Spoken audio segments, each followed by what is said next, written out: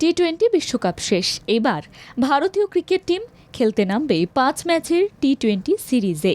সেই জন্য দলও ঘোষণা করা হয়েছে আগেই। এই সিরিজে ভরসা করা হয়েছে জুনিয়রদের ওপর। জিম্বাবুয়ের বিরুদ্ধে ৫ ম্যাচের টি-20 সিরিজ খেলার জন্য ভারতীয় ক্রিকেট দল ইতিমধ্যেই পৌঁছে গিয়েছে জিম্বাবুয়ে।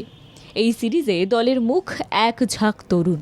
হারারে বিমানবন্দরে ভারতীয় দল পৌঁছেছে, আর এই ভিডিও ইতিমধ্যেই সামনে এনেছে জিম্বাবুয়ের ক্রিকেট বোর্ড।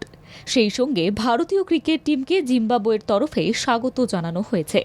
যে ভিডিও পোস্ট করা হয়েছে জিম্বাবুয়ে ক্রিকেট কর্তৃপক্ষের তরফে, সেখানে ভারতীয় ক্রিকেট টিমকে দেখা যাচ্ছে। সেখানে লেখা রয়েছে, টি-20 বিশ্বকাপ চ্যাম্পিয়নদেরকে আমরা স্বাগত জানাচ্ছি। যে ভিডিও প্রকাশ্যে এসেছে সেই ভিডিওতে অবশ্য শুভমান গিলকে দেখা যায়নি। জানা গিয়েছে শুভমান আমেরিকা থেকে সরাসরি পৌঁছে যাবেন জিম্বাবুয়ে। আর এই সিরিজের জন্য ইতিমধ্যেই রওনা দিয়েছেন ভারতীয় টিমের সঙ্গে ভিভিএস লক্ষণ। টি-20 সিরিজ শুরু হচ্ছে শনিবার থেকে, চলবে 14 জুলাই পর্যন্ত। এই দলে প্রথমবার ডাক পেয়েছেন রিয়ান পরাগ, অভিষেক শর্মাদের মতো খেলোয়াড়রা। সিনিয়র ক্রিকেট টিমকে বিশ্রাম দিয়েছে বিসিসিআই।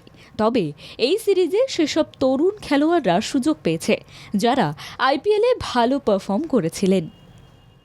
ব্যুরো রিপোর্ট, বাংলা জাগো।